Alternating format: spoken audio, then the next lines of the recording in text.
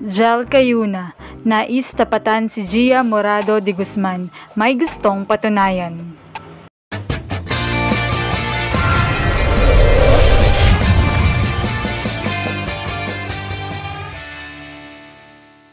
What's up, Volleyball Nation? Welcome back to my YouTube channel. Narito ako para magbigay sa inyo ng updates tungkol sa mundo ng volleyball. Pero bago yan, don't forget to subscribe and hit the notification bell para updated ka sa aking mga videos. Kung mayroon nga namang isa sa mga setters na deserving na maging idolo ng iba pang setters dito sa Pilipinas, partikular ang mga young setters, ay hindi natin maikakaila ang isang Gia Morado de Guzman. Napakarami na ngang napatunayan ng isang Gia Amazing. Mula sa kanyang pagiging rookie sa Ateneo, kung saan ay rookie year pa nga lamang niya, ay nadala na niya ang Ateneo sa first ever final appearance ng paaralan.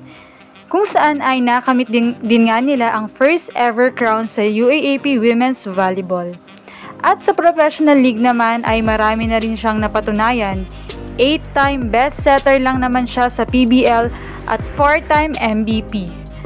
Talagang mapapahanga naman talaga sa kanyang playmaking skills, lalo tigit ang kanyang fast setting skills, kung saan ay ikine-credit naman niya ito sa kanyang former coach sa Ateneo at Creamline na si Coach Ty Bundit. Nakikipagsabayan din siya sa mga mahuhusay na setters sa ibang bansa, kagaya nga ng kanyang idol na si Tomkom Notsara mula sa Thailand. Talagang napakaraming ang mga young setters, mapa UAAP man o PBL ang humahanga sa kanya. Kabilang nga dito sa PBL ay ang PBL Invitational Conference 2023 Best Setter Jel Cayuna. Bagaman naungusan niya sa best setter race si Gia de Guzman, ay hanga pa rin si Jel dito. Ayon nga sa kanya, sobrang idol ko rin talaga siya. Gia is Gia. Iba na rin yung narating niya, iba na rin yung experience niya. Nakikita ko sa kanya yung dedication, yung pagiging sincere niya, kung paano niya trabahuhin yung responsibilidad niya. Yun ang natutunan ko talaga, kung paano niya akuin ang responsibilidad niya, yung standard niya sa sarili.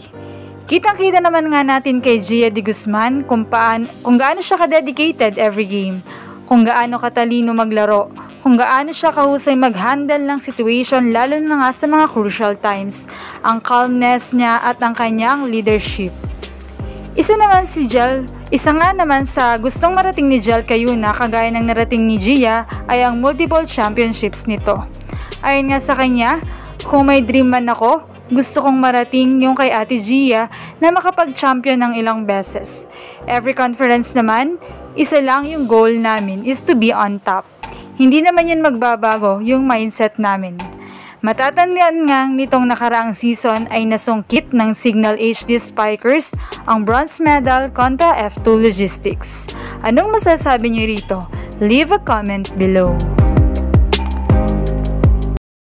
Thank you for watching and don't forget to subscribe.